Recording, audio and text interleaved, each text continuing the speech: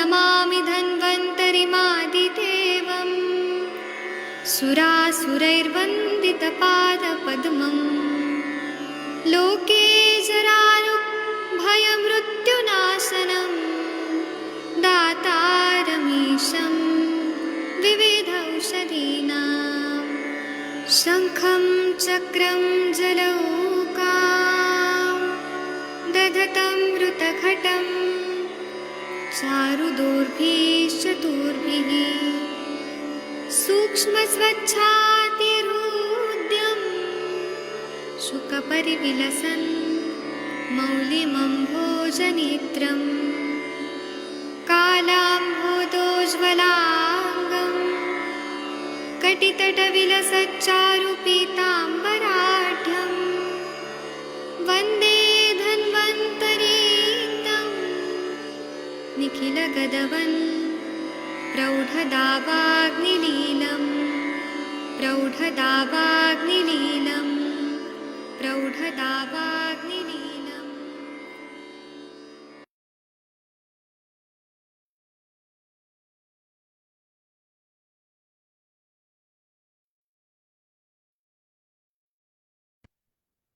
प्रणाम सभी लोगों को। मैं वैद्य अरविंद पाठक आप सभी लोग का स्वागत करता हूँ। सभी लोगों को कोटि कोटि प्रणाम करता हूँ। आइए आज हम लोग अष्टांग हृदय पढ़ेंगे। इसमें हम लोग गुह्य रोग विज्ञानीय अध्याय पढ़ रहे हैं। इसमें श्लोक नंबर 17 पढ़ेंगे, 17-18। तो इसमें ऐसा बताया है कि विमर्दनादि दुष्टेन वायुना चर्म मेढजम निवर्तते सरुग्धा हम क्वचित पाकम च गच्छति पिंडितम ग्रथितम चर्म तत्प्रलंबनो तत्प्रलंबनम मधोमणे है निवृत्त संयम सकपम कंडु काठिन्य वत्तु तत्। इसका हम हिंदी वाला टीका पढ़ेंगे। ऐसा बताया है कि मलने से आदि दूषित हुई वायु से मेहन का जो चर्म है वेदना और दाह के साथ उलट जाता है और कभी पक भी जाता है। यह चर्म मणि के नीचे पिंडाकार गांठ के रूप में लटकता है। कफ का योग होने पर यह चर्म कंडू युक्त और कठिन होता है। इसको निवृत्त नाम का रोग बोलते हैं। इसी को तंत्रांतर ने परिवर्तिका कहा है। इसका नाम श्री शिवदास सेन जी ने विवृत दिया है। इसका संस्कृत वाला टीका पढ़ते हैं। इसमें से बताया कि वायुना विमर्दनादि दुष्टेन मेढ्र चर्म सरुग्धाः निवर्तते क्वचित कदाचित पाकमपि याति तच्चर्म मणिरधः पिंडित ग्रथित ग्रंथित प्रलंब च स्यात् तत्सकप कफेन तु सह कंडु काठिन्य युक्त निवृत्त संज्ञ स्यात्। मतलब वायु से जब मर्दन आदि होता है तो जो दुष्टि होती है उससे मेढ्रज का जो चर्म होता है उसमें वेदना होती है, सरुग होता है, दाह होता है ऐसा। और वो हो जाता है, उलट जाता है। निवर्तते मतलब उलट जाता है। क्वचित कदाचित पाकमपि याति, कभी कभी उसमें पाक भी हो जाता है। तत् चर्म मणे हृदय पिंडित ग्रथित ग्रंथित प्रलंब च स्यात्। उस चर्म में कभी कभी पिंडित ग्रंथि जैसा ऐसा वो बढ़ जाता है। तत्स कफे कफ कफेन तो सा, जब कफ का उसमें संसर्ग होता है, अनुबंध होता है तो कंडू और काठिन्यता भी आ जाती है, खुजली होता है और कभी कभी काठिन्यता भी आ जाती है। तो इस तरह से इसको हम निवृत्त नाम का व्याधि बोलते हैं। इसमें बोला है दुरूढ़म स्फुटितम चर्म निर्दिष्टम अवपाटिका। इसका हिंदी वाला पढ़ते हैं। अवपाटिका के लक्षण बता रहे हैं। जो चर्म कठिनाई से बढ़ता है और जो फटा होता है उसे अवपाटिका कहते हैं। मतलब वो हील नहीं होता है और वो फट जाता है, क्रैक्स पड़ जाते हैं, उसको अवपाटिका कहते हैं। इसका टीका पढ़ते हैं। कृच्छन रोहति यच्च दुस्फुटितम चर्म तत्कथितम अवपाटिका। मतलब वो कृच्छन रोहति, कठिनाई से वो हील होती है, और दुस्फुटित मतलब उसमें क्रैक्स पड़ जाते हैं, उसको अवपाटिका कहते हैं। अभी आदरणीय महाजन सर, डॉक्टर महाजन सर जी 19 और 20 नंबर का श्लोक पढ़ सकते हैं आप? हाँ जी, प्रणाम सर, प्रणाम। प्रणाम सर। वातेन्दूषितं चर्म मणो सक्तं रुणधि चेत। बाकी लोग बोलिए अगर बोलना चाहते हैं तो। डॉक्टर राम सर पढ़ना चाहते हैं आप? नहीं तो सर आप ही पढ़िए। हाँ जी, हाँ जी। स्रोतो मूत्रम ततो अभेयेति मंदधारम अवेदनम मने दीर्घाश्रो श्रोदश्च स निरुद्ध मणिर्गद हाँ, इसका हिंदी वाला पढ़ते हैं। निरुद्ध मणि के लक्षण। हाँ जी, निरुद्ध मणि वायु से दूषित चर्म मणि पर चिपक कर जब मूत्र स्रोत को बंद कर देता है, तब वेदना रहित मंद धारा में मूत्र आता है। मणि का विश्व विवर बंद हो विवर, जाता है। हाँ, वो ठीक से दिखाई नहीं दे, हाँ बंद हो जाता है। इसको निरुद्ध मणि रोग कहते हैं। हाँ, वायु से दूषित जो चर्म है, मणि पर चिपक कर जब मूत्र स्रोत को बंद कर देता है, तब वेदना रहित मंद धारा से मूत्र आता है। मतलब वो इतना ज्यादा जो ग्लांस पेनिस के ऊपर का जो स्किन है ना, वो चिपक जाता है, और मणि का जो होल है, विवर, वो बंद हो जाता है। तो इसको निरुण मणि रोग कहते हैं। जी सर, इसका टीका पढ़ दीजिए। हाँ जी, बातें ने। वातेन वातेन चरम दूषित मनो सक्त चेत स्रोतो रुणधि ततो मंद वारम अरुज मूत्रेति मूत्रेश्च विकारो स एव विधो रोगो निरुद्ध मणि संगे। हाँ, बातें ने चर्म दूषित, वायु से जब दूषित होकर मणि जो रहती है, उसमें उसका स्रोतस को अवरुद्ध कर देता है, और उसमें मंद धार में वेदनायुक्त मूत्र आता है, और उसमें मणि जो रहती है उसमें अवरोध हो जाता है, तब उसको हम निरुण मणि नाम का संज्ञा देते हैं। चलिए, आदरणीय राम जी, आप सर ये पढ़ेंगे, लिंगम शुकैरिवा पूर्णम। जी सर, प्रणाम सर। प्रणाम सर। लिंगम सुकेरिवा पूर्णे गृथाताख्यम कफो भद्रवम। हरि लिंगम शुकेरिव पूर्णम ग्रथिताख्यम कफोद्भवम। 22 तक पढ़ दीजिए। ठीक ठीक है सर। सूक दूषित रक्तोत्थवा स्पर्श हानि इष्टदा दाहया। शोक दूषित रक्तोत्थ स्पर्श हानि तदा हाव्य। छिद्रेण छिद्रेणु मुखे हृत्हुत तु मेहनम सर्वताश्चितम। छिद्रैरनुमुखैर्यत्तु मेहनं सर्वतश्चितम्। बात शोणित कोपेन ततम विद्याक्ष छतपोनिकम। वातशोणितकोपेन तं विद्यात् पोनकम्। तो इसका हम टीका पढ़ते हैं। ग्रथित के लक्षण। हाँ सर, राम सर पढ़ दीजिए। सूकों जल सूख तथा या गेहूं आदि की बाल के कांटों की भांति भरे हुए लिंग को ग्रंथित कहते हैं। यह रोग कफजन्य है। इसमें ऐसा होता है कि शुक्र, जल शुक होता है, या गेहूं के जो बाल के कांटे होते हैं, उसकी तरह लिंग को ग्रथित कहते हैं। ग्रथित नाम का व्याधि हो जाता है। पहले के जमाने में इतना इन्फेक्शन, कफजन्य व्याधि हो जाता था। इसके बाद वाला पढ़िए, 21। स्पर्श हानि सूख से दूषित रक्त के कारण उत्पन्न स्पर्श हानि को स्पर्श हानि कहते हैं। हाँ, शुक अगर वनस्पति लगाने से लिंग बढ़ाने के लिए प्रयोग किया जाता था, तो उससे रक्त की कभी कभी दूषित हो जाता था, रक्त की दृष्टि से स्पर्श हानि हो जाती थी, उसको स्पर्श हानि कहते हैं। फिर शतपोनक नाम का व्याधि है, 22 नंबर का। हाँ, ये पढ़ दीजिए सर, शतपोनक। जो मेहन सूक्ष्म मुख वाले छेदों से चारों ओर में व्याप्त हो, उनको शतपोनक कहते हैं। यह रोग बात रक्त के कोप से उत्पन्न होता है। हाँ, तो ये मेहन जो होता है, सूक्ष्म मुख वाले छेदों से चारों ओर से व्याप्त हो जाते हैं, तो शतपोनक कहते हैं। सूक्ष्म मुख वाले छेद से, है ना, चारों ओर व्याप्त होते हैं, ऐसे छेद छेद छेद छेद होते हैं। यह रोग वात रक्त के कोप से उत्पन्न होता है। ठीक है, इसका हम संस्कृत वाला पढ़ते हैं। हाँ सर, ये पढ़िए, लिंग शुकेरा किरणमेव। लिंग सुकेरा कीर्णमिव स्यात् तद ग्रथित सग कफजम। हाँ, तो लिंग जो है शुकेरा व किरणमेव स्यात्, मतलब लिंग में शुक के जैसा, और वैसा ग्रथित, ऐसे गांठ गांठ हो जाती है, कफ से उत्पन्न होती है। जैसे गेहूं के जो बाल होते हैं उसके कांटे ऐसे आते हैं, काटे काटे, वैसा हो जाता है, शुक जैसा होता है, उसको ग्रथित बोलते हैं। ये वाला पढ़ दीजिए, शुक दूषित। सूक सूक दूषित रक्तोभ दवा स्पर्श हानि सा स्पर्श हानि संज्ञा।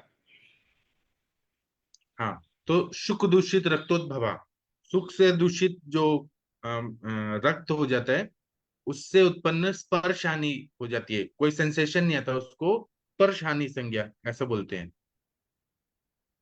22 का पढ़ दीजिए। ये यत् पूर्ण मूर्ण छिद्रे सूक्ष्म मुरो मुखे सर्वत पारित चित बात शोणित कोपात ता सत पूर्णक विद्यात। जी, तो इसमें यत्र पुनर्मेड छिद्रे सूक्ष्म मुखे सर्वथा परिता, मतलब मेड में छोटे छोटे सूक्ष्म मुख हो जाते हैं, और वायु और रक्त का प्रकोप हो जाता है, उसको शतपूर्णक, क्योंकि 100 छिद्र वाले ऐसे हो जाते हैं तो शतपूर्णक बोलते हैं। चलिए, आदरणीय हरिहर सर, आप ये पढ़ेंगे, पित्ता सृगाभ्याम त्वचः। जी सर। आप पढ़िए। पित्तासृग्भ्यां त्वचः पाकस्त्वक पाको ज्वरदाहवान् पित्ताश्रिभ्यां त्वचा पित्तासभ्रभ्यां त्वचा पाकस्त्वक पाक पाको वक्त पाको ज्वरदावान् ज्वरदाहवान। हाँ, इसके बाद वाला मांस भी पढ़ दीजिए, 23 मांस का। मांसास्पाकः सर्वजा सर्ववेदनो मासनातनः मांसपाकः मांसपाका सर्वजा सर्वजा सर्ववेदनो सर्ववेदनो मांस मांसशाकनः। सातना। हाँ, इसका हम हिंदी वाला पढ़ते हैं, पित्ता सृगाभ्याम। हाँ, त्वक पाक के लक्षण ये पढ़िए। जो नहीं, पित्त, ये पित्त और रक्त के कारण वाला। पित्त तथा रक्त के कारण त्वचा का पाक होता है, इसमें ज्वर एवं दाह होता है, इसको स्वरपाक कहते हैं। हाँ। मांसपाक के लक्षण। मांसपाक सर्वजः सर्ववेदनो मांस सातनः। मांसपाक सर्वदोषों से उपद्रव अपत उत्पन्न। दोषों की वेदना वाला और मांस को नष्ट करने वाला होता है। हम्म तो ये बता रहे हैं कि त्वक पाक के लक्षण, पित्त तथा रक्त के कारण त्वचा में पाक हो जाता है, इसमें ज्वर और दाह होता है, इसको त्वक पाक कहते हैं। मांस पाक जो होता है सभी दोषों से उत्पन्न, सब दोषों की वेदना वाला, और मांस को नष्ट करने वाला होता है। अब अस्त्रिगारबुद्ध, ये पढ़ेंगे, 1 मिनट रुके, 24 नंबर, इसका टीका पढ़ दीजिए सर पहले। पित्त रक्ताभ्याम, ये श्लोक पीत पढ़िए। रक्ताभ्या त्वच पाको ज्वर दाहन पित्त कफा काक्य। हाँ, पित्त और रक्त से त्वचा में पाक हो जाता है, ज्वर और दाह होता है, इसको त्वक पाक ऐसे बोलते हैं। 23 का पढ़िए। सर्वदोषास्थो मांस पाक काक्य सर्ववेदनो मांस सातन। हाँ, सभी दोषों से उत्पन्न, मांस में पाक हो जाता है, सभी वेदना वाला होता है, उसको मांस शातन कहते हैं।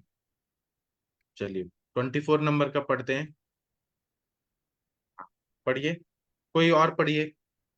पढ़ू सर। हाँ, आप पढ़िए। सरागे रसिते स्फोटैः पिटीकामित्स पीडितम् सारागे सरागे ऋषिते स्फोटे स्फोटे पिटिकाभिश्च पिटिकाभ्यश्च पीडितम्। पीडितम्। मेहनं वेदना चोग्र तं विवाद सुग्र अर्बुदम् मेनं वेदना चोग्रा तं विद्यात् सग्रवृद्धम्।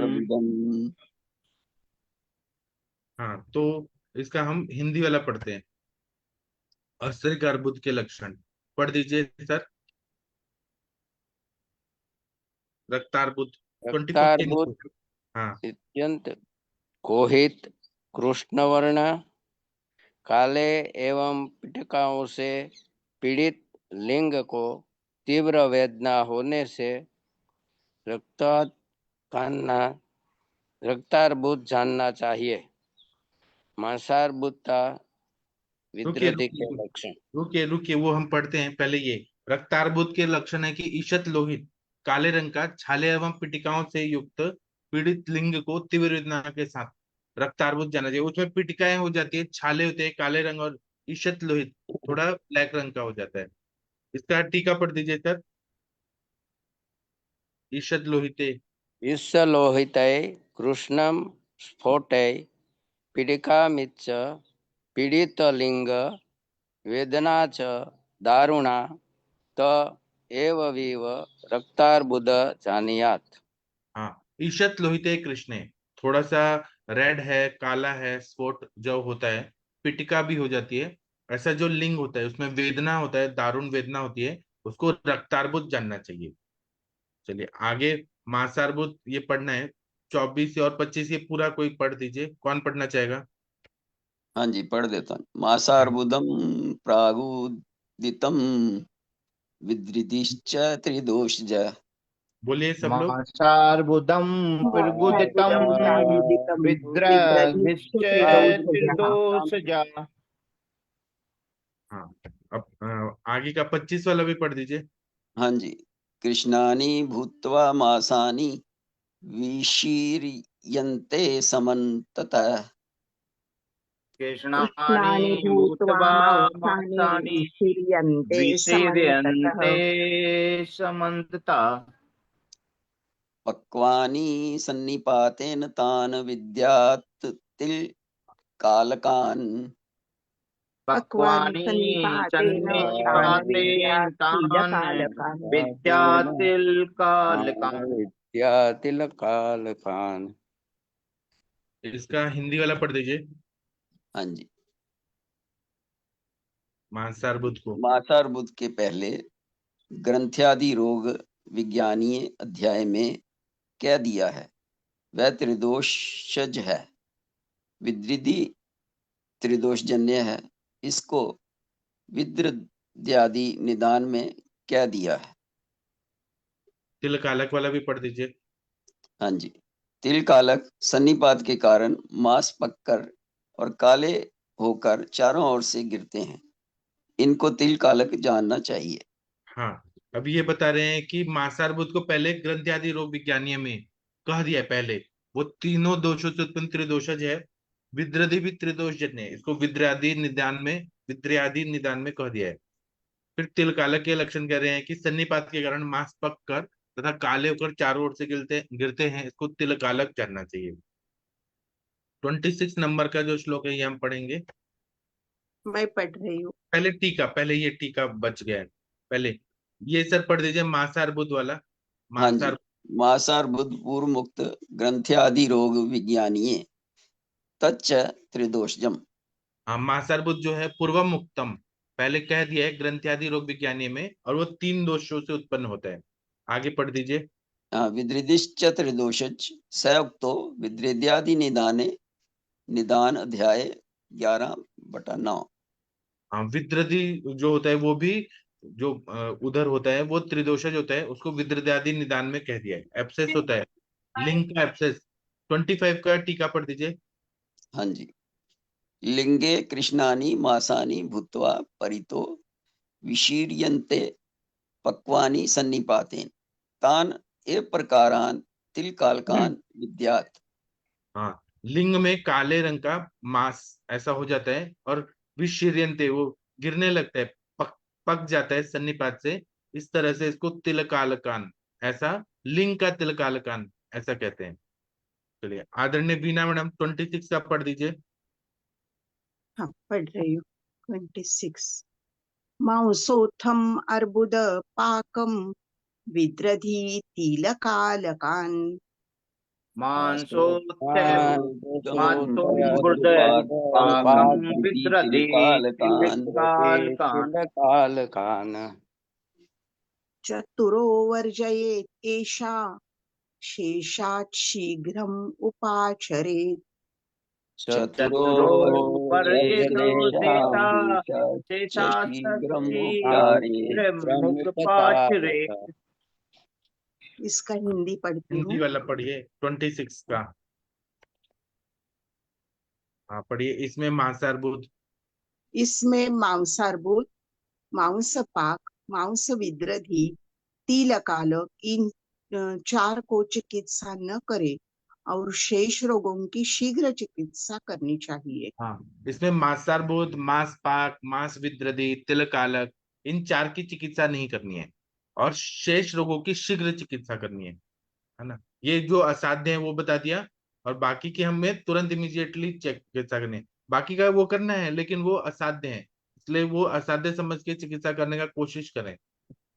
चलिए इसका टीका पढ़ दीजिए। एषा मध्य, एषा मध्ये मांसार्बुदादिश्च चतुरस्त्यजेत् न उपक्रमेत् एषान् षोडश रोगान् शीघ्रम् उपक्रमेत्। इसमें मांसार्बुद जो है वो 4 मांसार्बुद आदि को 4 को त्यजेत, छोड़ दें, ना उपक्रमित, उनकी चिकित्सा ना करें। शेषान षोडश रोगान, बाकी जो 16 रोग हैं उनको शीघ्र ही उपक्रम करना है। चलिए 27 नंबर का जो श्लोक है कोई पढ़ दीजिए। अब ये यूनि पढ़ो व्यापार है। हाँ जी सर, पढ़ पढ़ूं सर। दीजिए। हाँ जी। विशते व्यापादो योर्ज योनिर्जायन्ते दुष्टभोजनात्। विंशतिर्व्यापदो विशतिर्व्याप्यादो योनिर्जायन्ते योनिर्जायन्ते दुष्टभोजनात्। दुष्टभोजनात्। इसके आगे वाला भी पढ़ दीजिए 28 29। विषम स्थांग शयन भ्रस्य मैथुन सेवने। विषमस्थान शयन शयन वृषमैथुन सेवनैः मैथुन सेवने। दुष्टार्थवाद पद्रभ्ये बीज दोषेण देविता। दुष्टार्थपाद पर्दव बीज दोषेण देवता। या यो नो कुद्रो नीला कुर्याद रुक्तोदयामा मासुप्तता। यो नो क्रुद्धो अनिलः कुर्याद् रुक्तोदयाम सुप्तता। सुप्तता पीपलिकाश्रति मिव स्तंभं कर्कशता स्वनम। पीपलिका स्मृतिमिव सवनम्। फैनिलारूढ़ कृष्णात् अल्पतनुरुक्षातरव स्तुतम्। हे कृष्णा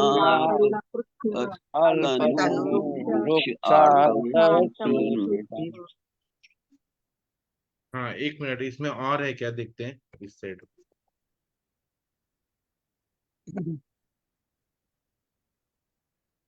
हाँ और है तो लाइन। स्तुतसम भक्षण पार्श्वबोधो व्यथां गुल्मं कर्मेण च। सस्रम्बं पार्श्वादौ व्यथां गुलं क्रमेण च। यथो गुल्म क्रमेण च। तास्ताश्च स्वान् गदान् व्यापद्वादित्की नाम सा स्मृता। तास्तास् स्वान् गदान् स्वान् गदान् वातिकी व्यापद्वातिकी नाम नामता स्मृता। स्मृता। जी, अब हम इसका हिंदी वाला पढ़ेंगे। हाँ, योनि व्यापक के भेद 27वां पढ़िए। योनि व्यापक के भेद। योनि व्यापक के भेद। बात की के नीचे दूषित भोजन से योनि में 20 रोग उत्पन्न होते हैं। हाँ, तो दूषित भोजन से योनि में 20 रोग उत्पन्न होते हैं। 20 योनि व्यापक, बागभट जी भी वही मानते हैं। चलिए, बातला योनि व्यापक ये वाला पढ़ दीजिए। अंग को विषम होने से, अतिशय मैथुन से, सेवन से, दूषित आर्तव से, अपद्रव्यों, लोहादिकृत उपलिंगों से, बीज दोष से तथा प्रकांत कर्मों से योनि में कुपित वायु, वेदना,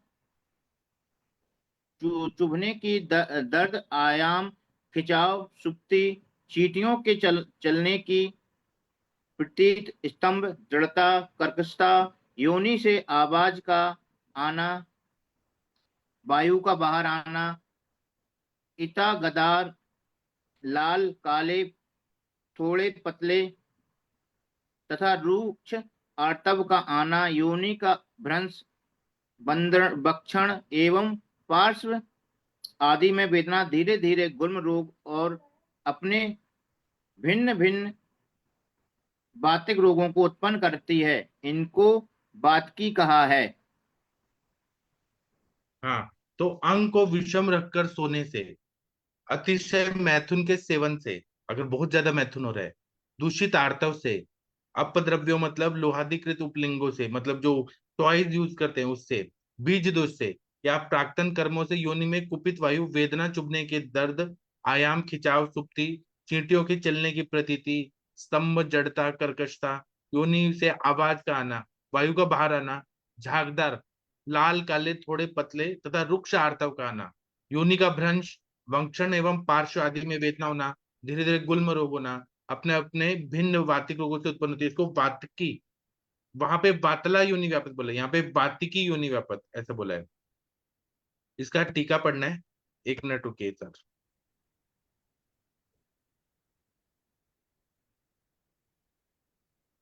हाँ, ये सर 27 का टीका पढ़िए पहले। योनि व्यापदो।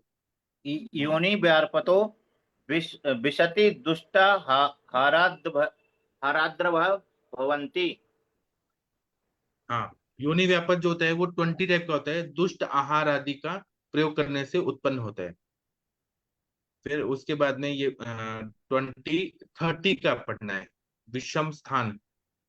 विषम स्थानंग शयन शयनादि भीर्वाणो पवन कुपितो रुजादीन कुर्यात् तथा पीपली कोप सर्प सर्पाणिव स्तंभ कर्कशता स्वर्ण तथा फेनिलादि गुणार्थ वस्तुति तथा बक्ष गड़ो बक्षण दो भ्रश रुजा क्रमेण च गुल्म कुर्यात् तथास अनेकाभि बान रोगान कुर्यात् सा एवं व व्यापत वातकी स्मृता।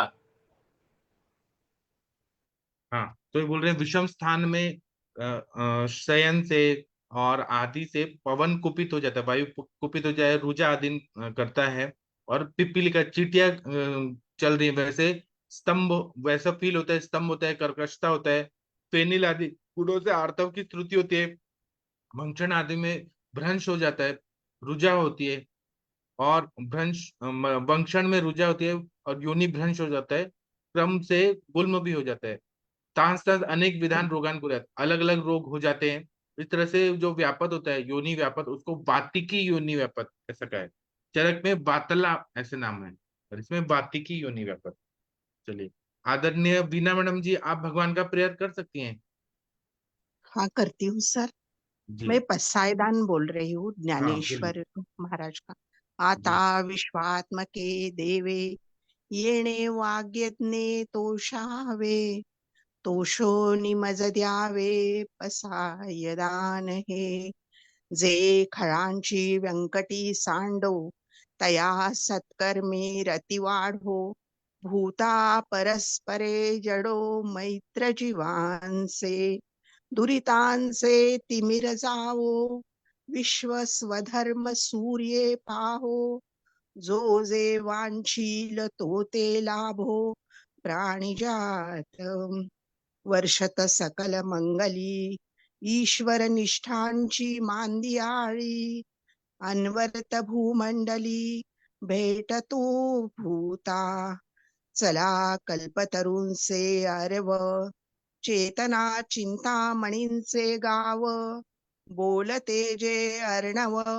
पियुषांचे चंद्रमे जे अलांछन मार्तंड जे तापहीन जे सर्वाही सदा सज्जन सोय रे होतो किंबहुना सर्वसुखी पूर्ण होनी तिही लोकी भजिजो आदि पुरुखी अखंडित आणि ग्रंथोपजीवीये विशेषी लोकीये दृष्टा दृष्ट विजये होवावेजी येथ म्हणे श्री विश्वेश्वराओ हा होईल दान पसावो येणे वरे ज्ञान देवो सुखिया जाहला थैंक यू सर। अब हम शाम को 7 बजे मिलेंगे और रात को 9 बजे मिलेंगे। और परसों के दिन बुधवार को मुझे ना ट्रैवल करना है सुबह 4 बजे से शाम को 7 बजे तक। तो मैं परसों के दिन नहीं होगा सेशन, और कल होगा, कल पूरा दिन होगा, आज भी होगा। ठीक है, थैंक यू, प्रणाम सभी लोगों को। अब हम लोग शाम को 7 बजे मिलते हैं। Thank you.